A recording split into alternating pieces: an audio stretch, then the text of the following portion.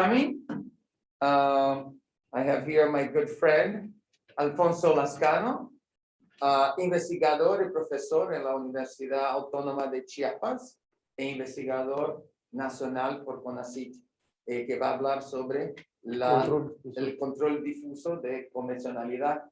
Por favor. Gracias, muy amable. Hola, buenas tardes. Espero que me entiendan. Voy a hablar en español únicamente. El tema que me ha designado el doctor Antonio Gidi es hablar del control de convencionalidad, el control difuso de convencionalidad. Agradezco la invitación y el espacio que tengo en esta oportunidad para dirigirme a ustedes. Bueno, el tema del control difuso de convencionalidad es un tema interesante para Latinoamérica, porque los estados que han suscrito en el Sistema Interamericano de Protección de Derechos Humanos, a pesar de que la OEA, que es el órgano de los estados americanos, está integrado por 35 estados, solamente de esos 35 estados, 20 aceptan la jurisdicción de la Corte Interamericana. En este sentido, las resoluciones que emite la Corte pues son vinculatorias para esos 20 estados. Entre ellos, principalmente podríamos decir que es un sistema latinoamericano más que americano, porque Estados Unidos, si bien es cierto que es miembro de la OEA, igual que Canadá, solamente están obligados éticamente a respetar la Declaración Americana de Derechos Humanos. En este sentido, si algún estado viola las normas interamericanas, pues hay un sistema de garantía para proteger, se le llama multinivel, porque no solamente los estados en el ámbito interno están garantizando la tutela de derechos humanos, sino que en caso de que los estados no lo hagan de manera adecuada, las personas pueden en lo individual y colectivo concurrir al sistema interamericano. Y entonces tenemos que de los 35 estados, 15 podríamos decir que están únicamente vinculados, pero ética y moralmente, porque es una declaración, a través de la Comisión Interamericana de Derechos Humanos, a recibir recomendaciones en caso de que se determine que han violado derechos humanos, principalmente de carácter convencional. Esto es importante porque la Comisión sí tiene facultades como órgano autónomo de supervisar el cumplimiento de los derechos humanos de todos los estados, pero únicamente en cuanto a aplicar la declaración, y sus determinaciones son recomendaciones, es decir, no tienen el carácter vinculante. En cambio, los estados que han aceptado la jurisdicción de la Corte Interamericana, si bien es cierto, la primera parte también se tramita ante la comisión, en caso de que el estado no cumpla con las recomendaciones que emite, en determinado momento podrá presentar el caso ante la Corte Interamericana. Entonces aquí tenemos dos organismos convencionales que supervisan el cumplimiento de las obligaciones pactadas.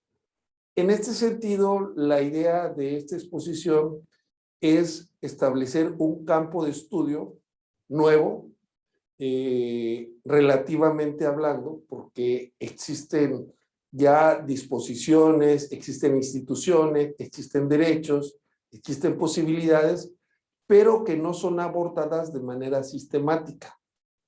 Y entonces la idea es hablar de una génesis, un inicio del derecho procesal convencional. Entendiendo por convencional aquel derecho que crean los estados mediante acuerdos en el cual se obligan a crear determinados derechos que son vinculantes para ellos no en cuanto a su relación recíproca, es decir, nosotros tenemos derechos que se generan a través de tratados internacionales tradicionales que son únicamente entre los estados. Es decir, México, por ejemplo, suscribió un tratado de comercio con Canadá y Estados Unidos y esta relación, el principio fundamental es reciprocidad, ¿no? En cambio, los tratados internacionales de derechos humanos lo que crean son normas que van a fortalecer la protección de derechos humanos, pero en el ámbito interno. Los que pueden reclamar el incumplimiento son las propias personas que viven dentro de la jurisdicción del Estado parte. En este sentido, podríamos decir que las personas se convierten en sujetos de derecho internacional, porque tienen la posibilidad de concurrir ante estos órganos internacionales o convencionales. Es importante también señalar que el derecho es un producto cultural. Entonces, depende también de la aceptación, depende de muchas cosas que en determinado momento se acepten o no, pero cuando nos reuníamos anteriormente, por ejemplo, en Argentina, en Colombia, en Paraguay, en Brasil, nos reuníamos para hablar de derecho comparado, cómo estaba regulado en tal país y cómo nosotros lo teníamos, y ahí veíamos y aprendíamos uno del otro. Ahora es un derecho regional o universal, porque esos derechos humanos son iguales para todos. Entonces, aquí tenemos dos cuestiones muy importantes. Una, que las resoluciones que emita la Corte son vinculatorias. Esto es algo muy diferente en el sistema universal, porque en el sistema universal los órganos de control son comités. Existen 9 comités y un subcomité que en última instancia tutelan el cumplimiento de los tratados internacionales universales. Por ejemplo, el Pacto Interamericano, el Pacto Internacional de Derechos Civiles y Políticos, el Pacto Internacional de Derechos Económicos, Sociales y Culturales, pero emiten únicamente recomendaciones. En cambio, acá en los sistemas regionales se han creado órganos jurisdiccionales, tanto en Europa, en África y en Latinoamérica.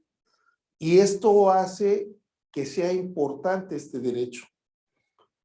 Nosotros en México, por ejemplo, cuando estudiábamos, y todavía se estudia, las primeras clases de derecho, cuando se hablaba de las fuentes formales del derecho, nunca se hablaba de los tratados internacionales como fuente formal de derecho. Hoy, los tratados internacionales son una fuente formal importantísima. Y aquí es bien importante hacer una distinción. Hay normas, como en todo campo del derecho, sustantivas, y hay normas procesales. Las normas sustantivas son los propios derechos humanos que una vez que se firma un pacto, automáticamente son de aplicación inmediata. No requieren que los estados hagan una ley o aclaren ese tratado internacional, sino que son de aplicación inmediata. Ahora, en México, como en muchos países, estas normas, principios y directrices son catalogadas a nivel constitucional. Entonces podríamos decir que entran en zona VIP. Pero además de que entran en zona VIP, no son complementarias, sino que son depurativas y profilácticas, porque a través del control difuso de convencionalidad, ninguna norma nacional puede dejar sin efecto una norma convencional. Y esto quizás ahora nos diga, bueno, y se ponga a discutir uno la jerarquía de las constituciones y la jerarquía de los tratados internacionales, porque nuevamente estamos pensando en los tratados internacionales tradicionales. Pero aquí los tratados son, podríamos decir, modernos, porque facilitan la posibilidad de que el ser humano tenga determinados derechos y libertades y parámetros de mejor protección. Porque desgraciadamente los parámetros que ha desarrollado la Corte Interamericana son superiores a los parámetros nacionales. Ha desarrollado desaparición forzada de personas, casos de tortura, propiedad de las tierras ancestrales, derecho al medio ambiente sano, derecho al agua, derecho a la alimentación, etcétera. Que a veces hay cierta resistencia que podríamos decir que hay dos etapas, ¿no? La etapa en la que el gobernante en turno se toma la foto, sonríe y suscribe el tratado internacional. Y la etapa cuando el Estado es condenado. Y entonces viene cierta resistencia. Sin embargo, jurídicamente, no tendríamos que tener este problema porque desde 1969, cuando el hombre llega a la luna, se firmó el pacto de qué alcances tienen los tratados internacionales. Y dentro de este tratado, de tratados, ¿no? Se estableció que ningún Estado puede invocar normas nacionales para desconocer normas de los tratados. Y entonces la respuesta ya la tenemos desde hace mucho tiempo. Pero como no habíamos tenido condenas, puesto que el sistema es relativamente nuevo, el sistema se creó en 1969 también con la Convención Americana sobre Derechos Humanos y entró en vigencia en 1978. Y a finales del siglo XX y lo que va del siglo XXI, pues la Corte ha venido dictando sentencias. Pero no ha dictado muchas sentencias, no ha dictado más de 500 sentencias. Para un órgano que regula los derechos humanos de 20 países, pues son 20 sentencias, 500 sentencias son muy pocas. Sin embargo, tienen un efecto expansivo, porque como interpretan a la convención, automáticamente amplían la cobertura. Y entonces tenemos que ver a los derechos humanos sustantivos convencionales como parte del derecho interno. Y por el otro lado tenemos la protección adicional, multinivel, a través de la Comisión y de la Corte Interamericana. Entonces, creo yo, y esa es la idea, trabajar en el procedimiento, tanto ante la Comisión como ante la Corte, porque son normas que están en los estatutos, están en los reglamentos internos, en la propia Convención, pero poco se ha estudiado de manera sistemática, sino que se ha dicho desde hace mucho tiempo también, en los años 70, 80, Mauro Capelletti, un italiano, cuando estaba en auge el derecho procesal constitucional, dijo que esta rama de los derechos humanos de carácter internacional lo absorbía el derecho procesal transnacional, ¿no? Pero realmente el derecho convencional no tiene nada que ver con el derecho constitucional, sino que tiene su propia historia, sus propias normas, sus propias instituciones. De hecho, supervisan a los tribunales constitucionales. Ha habido casos del 2001 que la Corte cesaron a unos magistrados del Tribunal Constitucional de Perú y la Corte lo reinstaló, la Corte Interamericana. Es decir, no solamente como una institución para proteger a los ciudadanos, a las personas, sino también a las propias instituciones, porque se había violado la independencia y autonomía. Se había cesado por órdenes del presidente, en aquellos entonces Fujimori, y la Corte Interamericana vino a proteger. Y en este sentido, cuando he estado en Lima, en el Tribunal Constitucional, en la entrada está la sentencia de la Corte Interamericana, como un ejemplo y un modelo de que realmente el sistema interamericano protege a las instituciones democráticas. Esto es muy diferente y creo que no debemos de confundir lo que hace la OEA a lo que hace la Corte y la Comisión, ¿no? La OEA es una organización política. Esta es una organización jurídica. Y entonces tiene que argumentar, tiene que justificar sus decisiones, ¿no? Sin embargo, pertenece a la OEA tanto el sistema interamericano. Y por el otro lado, una de las cuestiones que se le critica mucho a la Corte es el cumplimiento de sus sentencias. Esto del cumplimiento de sus sentencias, pues es un problema de todos los tribunales. Por ejemplo, otro caso reciente de la Corte Interamericana, en el cual un señor que se llama Muelle Flores había ganado 2 procesos, uno ante el Tribunal Constitucional y otro ante la Suprema Corte de Perú, para que se le otorgara el derecho de seguridad social y jubilación. Llevaba 24 años que se había dictado la sentencia y no se había ejecutado. Tuvo que llegar el caso a la Corte Interamericana para que se le otorgara la seguridad social. Afortunadamente en la sentencia se dice que el señor tenía 88 años, es decir, por lo menos lo vivió para ver el logro, ¿no? Y ahí la Corte Interamericana estableció por primera vez el derecho a la seguridad social como un derecho universal. No solamente que se vea para aquellos que normalmente trabajan y dan una cantidad de dinero al fondo de seguridad social y cuando se retiran, pues ahí, no, debe ser un derecho universal. Claro, esto es un problema muy importante desde el punto de vista financiero para los estados. Sin embargo, la Corte dijo que es un derecho humano universal. Ahí habría que ver cómo cristalizarlo en los sistemas nacionales.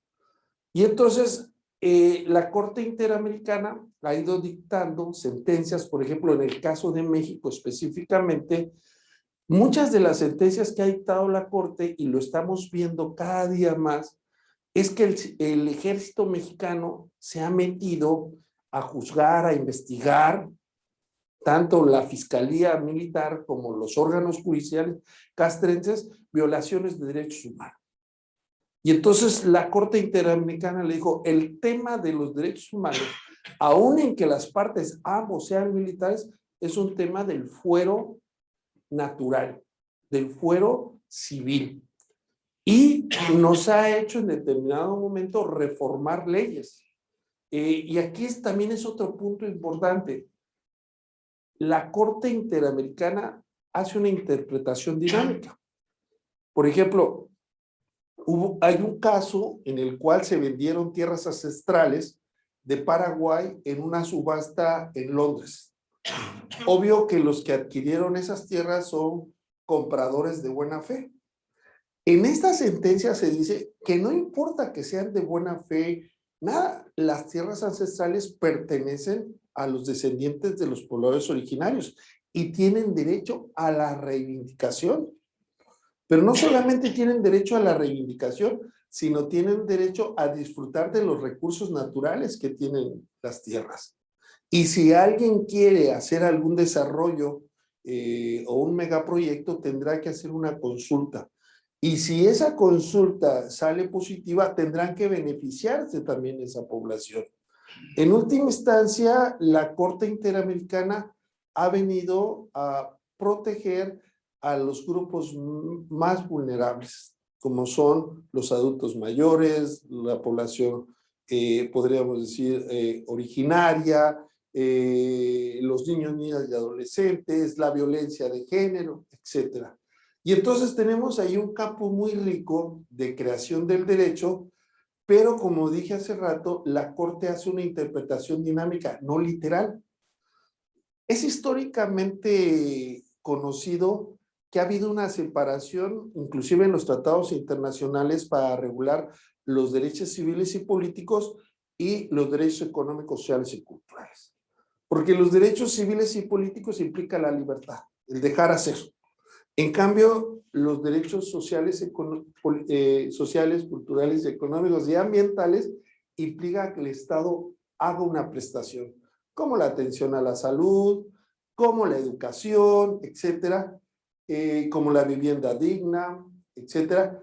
Y entonces, tanto la convención del artículo 3º al 25 va regulando cada derecho individual, podríamos decir, de carácter civil y político. Libertad de expresión, libertad religiosa, libertad de reunión, garantía judicial. Pero el artículo 26 que establece los derechos económicos, sociales y culturales no dice cuáles son. Entonces la Corte en cada sentencia ha dicho que lo que dice el artículo 26 incluye el derecho a la estabilidad laboral. Es decir, que una persona no se le corra, no se le despida de su trabajo simplemente porque el patrón lo quiera. Ha dicho que existe el derecho a la salud, el derecho a la seguridad social, el derecho al agua, a la alimentación, a la identidad cultural. Es decir, ha ido creando en la jurisprudencia derechos que no estaban contemplados inicialmente. Esto podríamos decir que sería un problema para muchos, porque si hablamos de la corriente original, nos van a decir es que yo no me comprometí a proteger esos derechos. Bueno, es que el objeto y fin de la convención es la protección de derechos humanos. Y hay algo muy importante en que hay una cierta interdependencia. Si se viola un derecho, se violan todos. Por ejemplo, el derecho a la salud tiene que ver con el derecho a la alimentación, el derecho al acceso al agua, el derecho a una vida digna, el derecho, porque no solamente hay salud física, sino también mental, salud social, etcétera. Entonces, ese cúmulo de derechos, de parámetros, hay que sistematizarlos para comprenderlos. ¿Por qué? Porque yo como profesor y abogado, pues a mí poco me interesaban los derechos humanos. Cuando estudié no había derechos humanos, sino que era campo de los humanistas, campo de los sociólogos, campo de los filósofos, inclusive de los que fumaban cosas espirituales, ¿no? Como los hippies, amor y paz, ¿no? Pero de repente esos derechos humanos llegan a la jurisdicción y se vuelven parámetros para argumentar. Y entonces ahí hay una gran cantidad, una gran fuente de información que lo más interesante es que a través de la jurisdicción se vuelven vinculatorios. Es obvio que no todos los 20 estados actúan igual. Por ejemplo, yo la experiencia que tengo con los brasileños es que poco le hacen caso al control de convencionalidad. Finalmente, el control de convencionalidad es la protección de derechos humanos que están en la convención y en la interpretación, y que hay un principio que se denomina efecto útil. El efecto útil quiere decir que ninguna norma nacional puede mermar el alcance y protección de las normas convencionales. Los jueces, y algo muy interesante, los jueces de oficio, sin que se lo pidan las partes, deben ejercer un control difuso de convencionalidad. Y entonces yo he dicho, si un juez de primera instancia o una cámara o sala dice, yo no ejercí el control difuso de convencionalidad porque no me lo pidieron las partes, pues es ignorancia. Y si lo hace una Corte Suprema, pues es política, ¿no? Porque aquí también se pone en discusión, bueno, ¿quién tiene la última palabra? ¿La Corte Suprema de un país o la Corte Interamericana? Es obvio que de acuerdo con la competencia, y estoy hablando jurídicamente, pues le corresponde la última palabra en derechos humanos a la Corte. Y finalmente, en esta introducción muy rápida, ¿no? Es un campo que es dinámico y nos permite partir de lo que decían los romanos. Los romanos decían, el derecho nace en el hecho. Y nosotros lo transformamos de que el derecho está en la norma. Por eso el derecho es el conjunto de normas. Pero ahora hay que voltear a la realidad. Entonces implica una construcción superior, porque la respuesta no solamente está en la ley, sino que la podemos argumentar, la podemos construir, como lo hacen en este sistema anglosajón, ¿no? Construir frente al caso concreto con las particularidades, los hechos relevantes, empezar a construir la respuesta, cuyas fuentes son, en el caso de los derechos humanos, privilegiadas el derecho convencional. En última instancia, los hechos relevantes más la construcción de la respuesta debe llegarnos a el principio pro homine, que significa dar la mejor protección posible o en el mejor o el menor perjuicio en el caso concreto. Bueno, pues esta es una leve charla sobre el tema. Espero que se hayan interesado y a pesar de que prometo estudiar más inglés, next, para que la próxima vez pueda platicar más claramente. Bueno, pues muchas gracias, profesor G. Con esto termino. Si tienen alguna duda, algún comentario, con mucho gusto.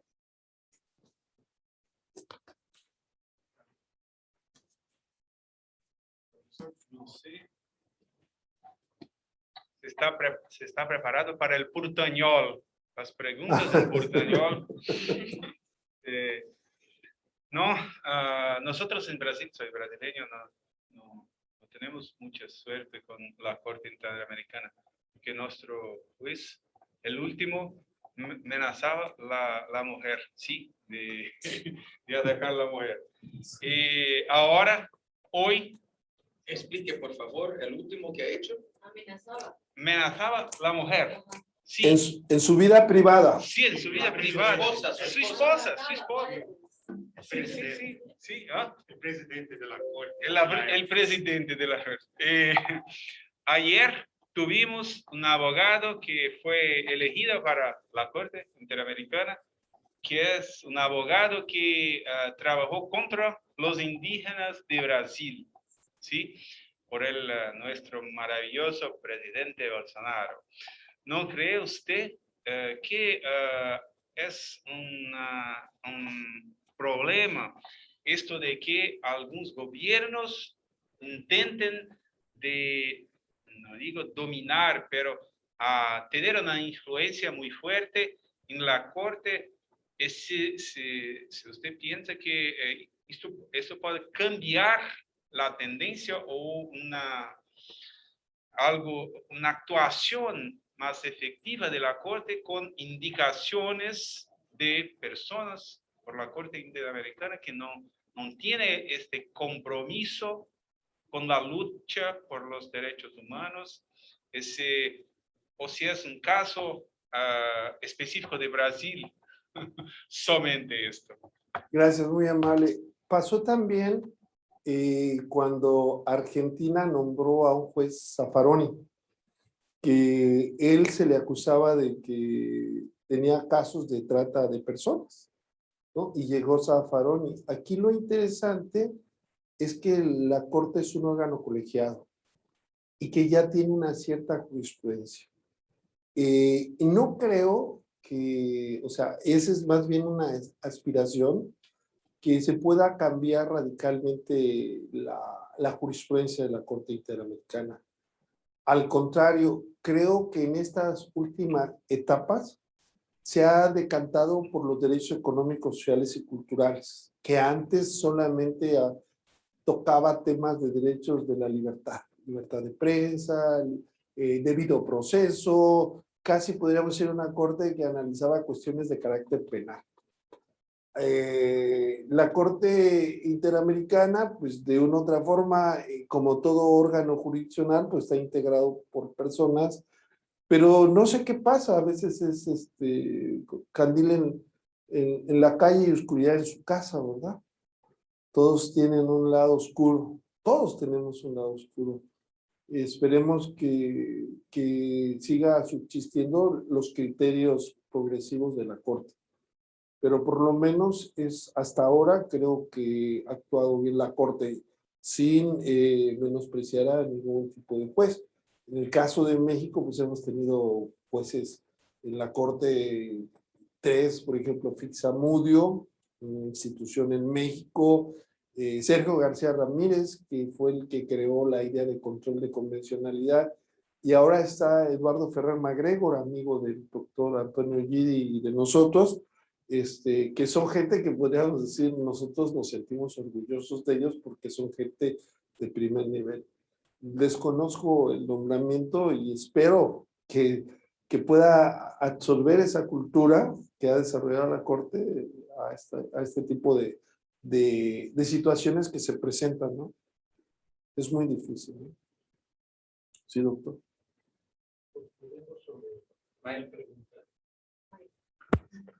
All the semester is Mike, and I forgot it. Ok. Construyendo sobre esa pregunta, sería interesante hacer un análisis sobre los perfiles de los que han sido designados jueces dentro de un plazo, porque su perfil, su perfil profesional podría ayudarnos a entender más cómo se va sentando un criterio de esa naturaleza, porque hoy hay un juez que menciona con cierto perfil, podría la nueva designación, por ejemplo, hipotéticamente de México, ver que designaron a un juez de esa naturaleza con ese perfil, y en la próxima designación intencionalmente buscar, porque es una potestad de los estados proponer para que sea aceptado, pero el estado propone, y así pensar en ir cambiando el criterio de la Corte, porque finalmente no son, los jueces no son, son abstracciones, tienen una ideología, una forma de pensar, una corriente. Y hoy lo vimos, por ejemplo, en la Suprema Corte de Justicia, en las designaciones que están haciendo con los ministros, el Poder Ejecutivo está tratando de incidir en la forma de tomar esas resoluciones. Eso que se está viviendo en México no podría ser algo que sucediera, lo veo más difícil porque son espaciadas los nombramientos y no es fácil, pero tampoco es algo que no pueda llegar a suceder. Y hacer un análisis, tal vez una investigación de cuáles han sido los perfiles de los últimos 10 años, 15 años que nos han llevado a una corte de esta naturaleza, cómo podría afectar la designación, porque también el mapa político de esta región está cambiando. Y entonces las designaciones de hace 10 años tenían un mapa político diferente al que hoy tenemos, y eso en 10 años puede repercutir a que esté el sentido de la Corte tomando resoluciones, si no radicalmente diferentes, porque ya hay un bagaje jurisprudencial, pues sí que empiece a orientarse hacia otro lado. La verdad es que el tema es muy interesante porque pues es la esencia del constitucionalismo, la división de poderes, ¿verdad? Nosotros lo vemos desde México, por ejemplo, cuando Donald Trump iba a designar a una juez, cómo era importante, pareciera que el juez o la juez es representante de quien lo designa. Y aquí se entiende que los jueces son independientes. De hecho, es uno de los principios básicos de la división de poderes, la autonomía.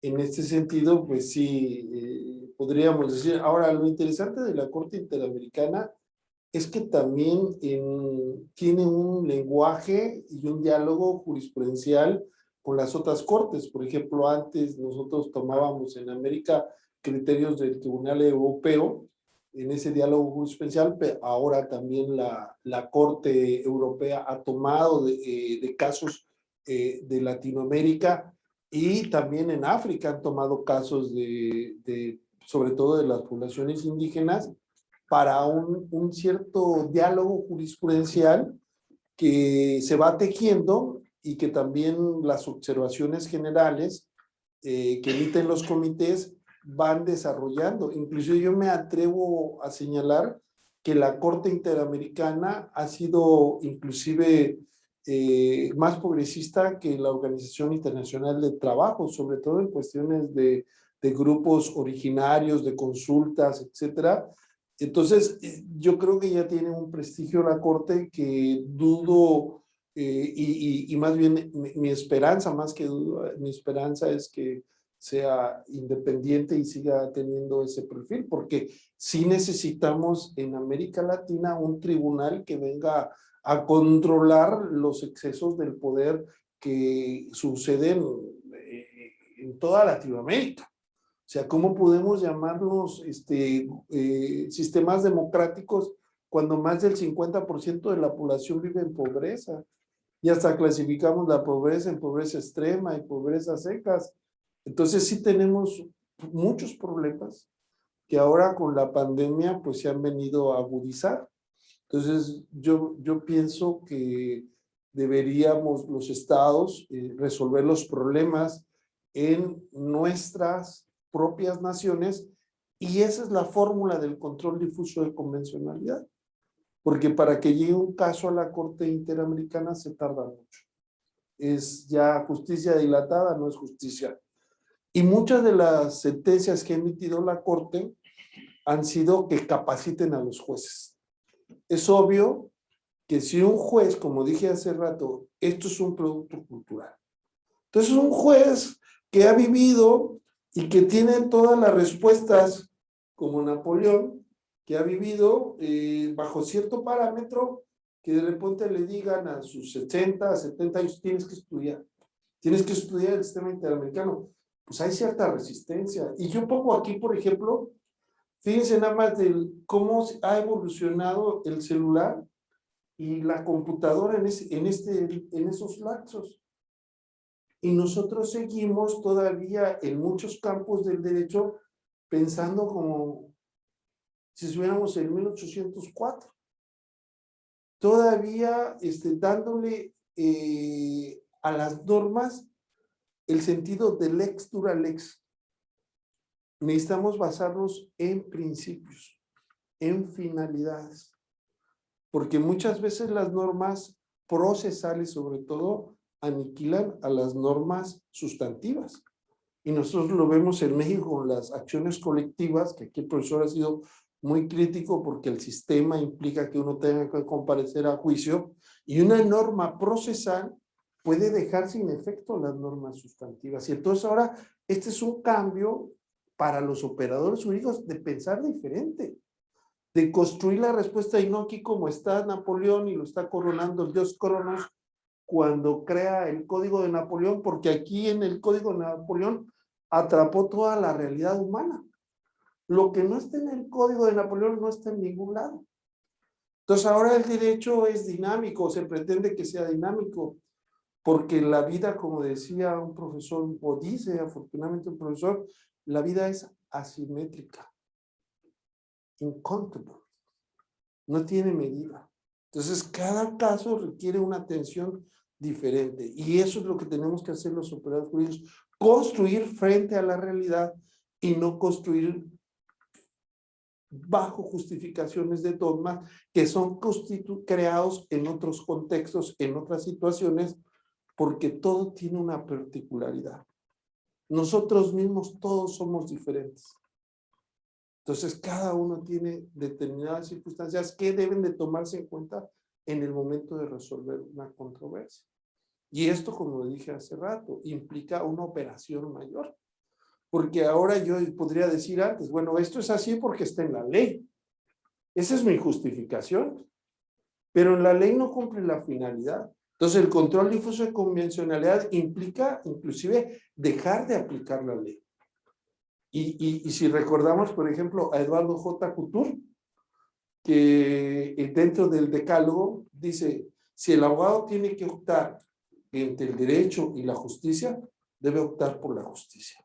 Y decía mi querido doctor Cipriano Gómez Lara, porque él estaba en el parámetro anterior. Él decía, un juez no puede dejar de aplicar la ley porque le fijan una responsabilidad administrativa, sí. En ese momento sí. Pero un juez no puede dejar de proteger a una persona a justificación de aplicar la ley. Lo que sí tiene que argumentar el por qué la aplica o por qué deja de aplicarla. Y la cuestión más importante para mí es el principio pro reo. Sí, el mayor beneficio o el menor perjuicio, ¿no? Y eso implica que tengamos que pensar. Y antes no pensábamos, éramos seres pensados, porque yo tenía que decir lo que decía Carneluti, yo tenía que decir lo que decía la ley y recitarla. Ah, usted es muy buen abogado porque sabe literalmente lo que dice el Código 1.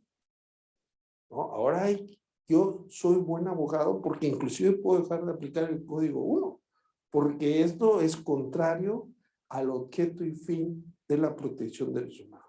En última instancia, a pesar de que sea algo así como utópico, prefiero pensar en eso porque los derechos humanos se han construido para protegernos de nosotros mismos, porque eso se dice, los derechos humanos son para todos, pero para protegernos de nosotros mismos, para proteger a los demás seres vivos, para proteger a la naturaleza y al propio planeta de nosotros mismos.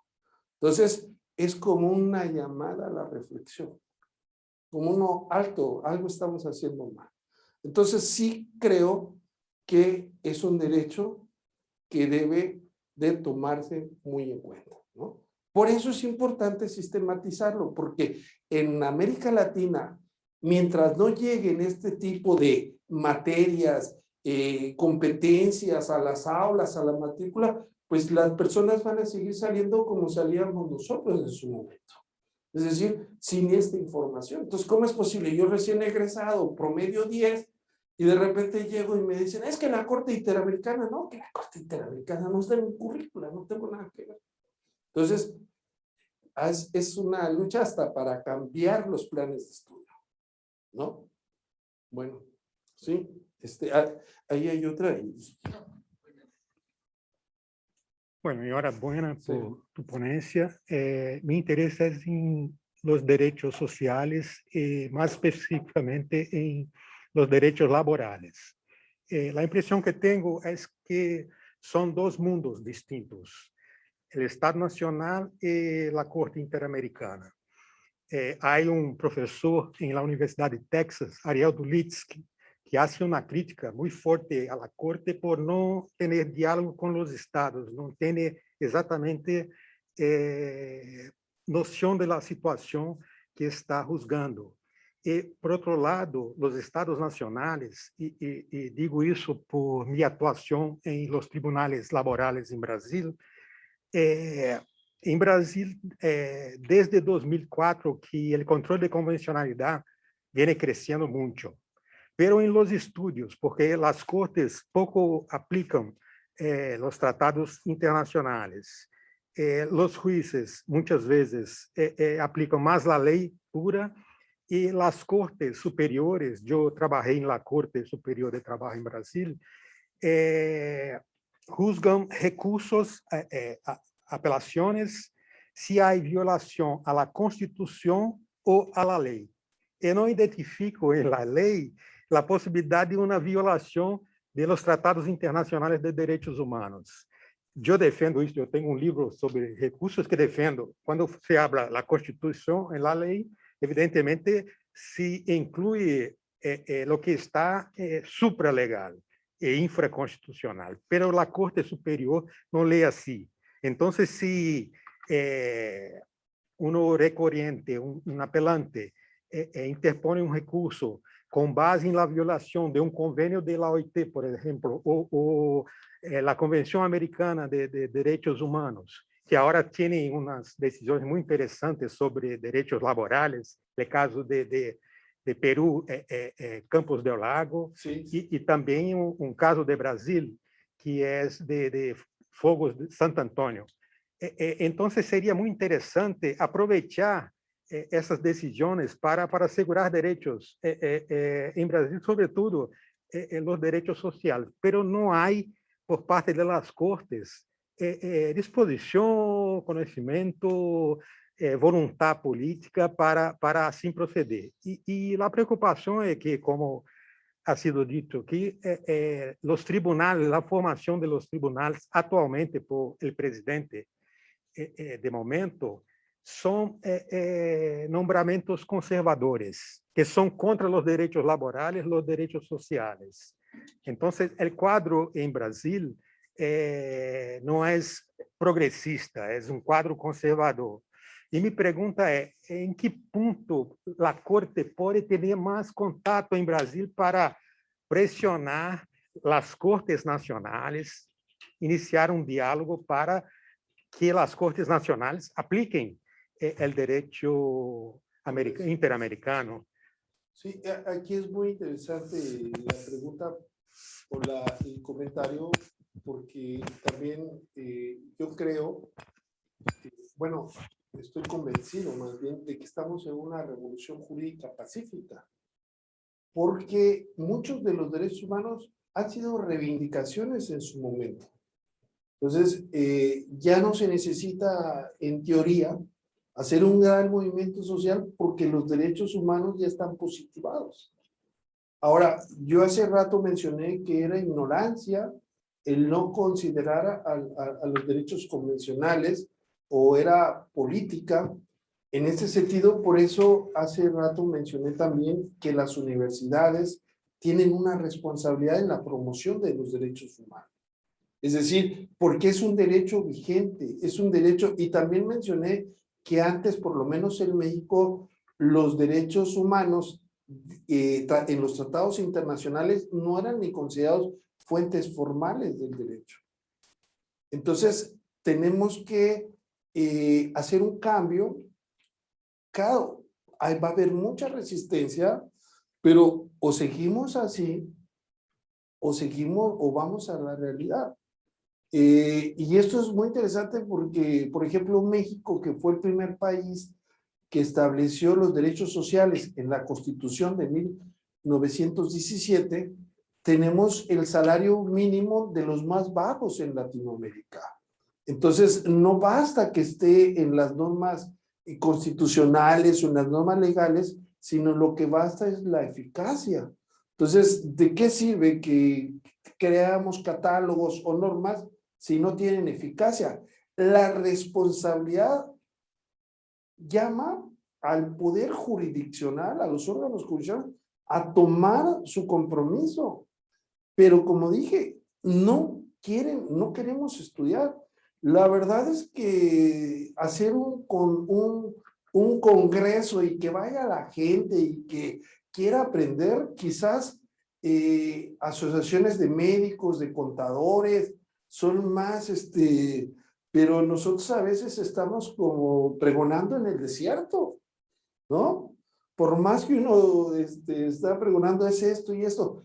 Lo interesante del caso, creo que el gran avance es que está la fuente jurídica ya positivada. Entonces, no hay ninguna jurídicamente hablando, no hay ninguna, o sea, políticamente podemos discutir, pero jurídicamente no. Jurídicamente ya está. Y porque los estados lo han aceptado así. Ahora, imagínense que un estado firme un tratado internacional y que no le haga caso, pues entonces, ¿de qué estado estamos hablando? Yo sé, y lo palpamos a lo lejos, que Bolsonaro, desgraciadamente, es una persona que tiene mucho poder y que tiene de hecho, la población, el Amazonas, todos los problemas que hay ahí, que es difícil. El constitucionalismo nació para controlar el poder. El convencionalismo nació para coadyuvar en ese control de poder, porque el constitucionalismo no ha sido eficaz. Si no, pues veamos muchas instituciones. Entonces, cuando hablamos de los presidentes con su nombre, pues no estamos hablando de países con instituciones sólidas, sino estamos hablando de personas que utilizan las instituciones para imponer su criterio, ¿no? Yo quería compartir tu confianza en el Tribunal Interamericano. Parece que las personas no aprenden, no crecen, no aprenden con el pasado. Ahora que ha dicho una cosa muy interesante, que el constitucionalismo no ha sido suficiente, creamos el convencionalismo. Pero en el futuro, el convencionalismo no va a funcionar y crearemos un control del control del control. Las personas, la América Latina no va a funcionar sin las personas. No adianta crear a todo momento un nivel más alto de control. Y yo creo que ahora sí, el tribunal es excelente con Eduardo Ferrer y otros, pero mi previsión es que será un instrumento opresor como todos los demás y necesitaremos un otro metanivel de control de la convencionalidad. Entonces no comparto de tu confianza en el tribunal porque no me parece que va a resolver nada. Por otro lado, esta idea de los jueces aplicando a los principios y pudiendo no aplicar la ley. Mira, yo no soy un literalista, ya tuve conversaciones con Paula y Hugo criticando ciertas interpretaciones del derecho mexicano, que es muy literal, increíblemente literal. Pero lo que está pasando en Brasil es el contrario. La ley no sirve más nada. La ley puede ser clarísima y sin problemas, pero cualquier jueza puede decir, no, esto viola el principio de la dignidad humana y por su cabeza dice que no hará. Nadie sabe qué es la ley en Brasil. Está un caos completo porque los jueces tienen total control de no aplicar a nada cuando hay un principio que lo saca de su cabeza. Entonces son dos comentarios contradictorios, pero yo creo que resume bien el problema. Sí. La solución está en nosotros. Claro, y aquí hay algo que podríamos decir.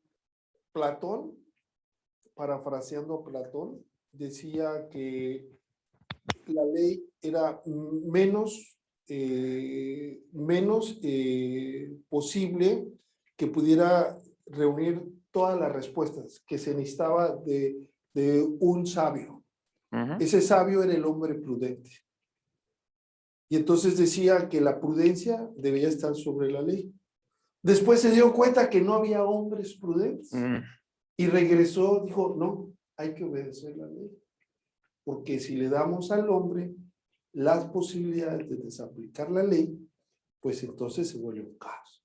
Entonces, ese es el problema. O sea, el problema es que necesitamos tener jueces, quizás, como decía Ronald Dworkin, el juez Hércules, ¿no?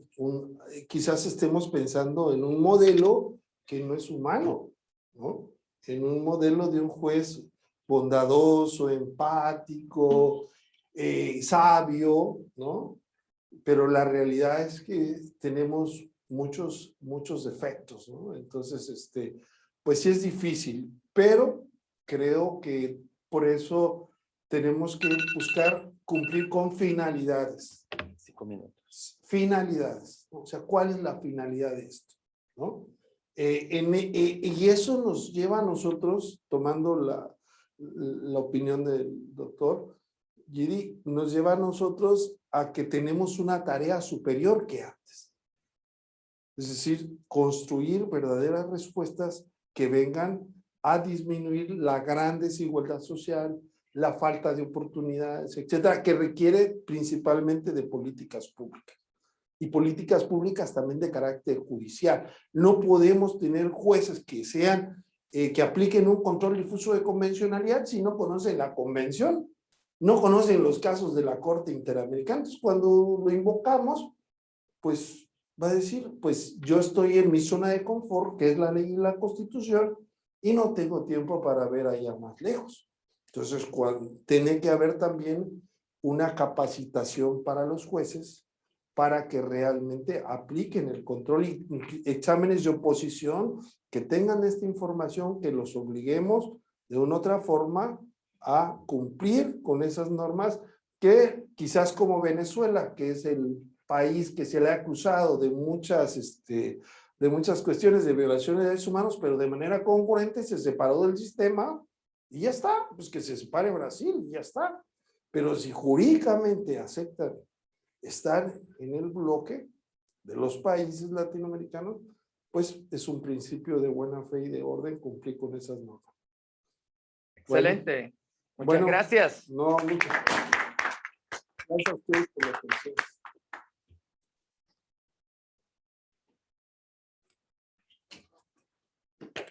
Muy bien. ¿Te gustó?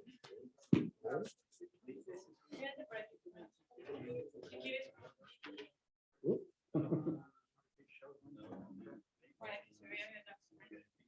ya la apagó este. Listo.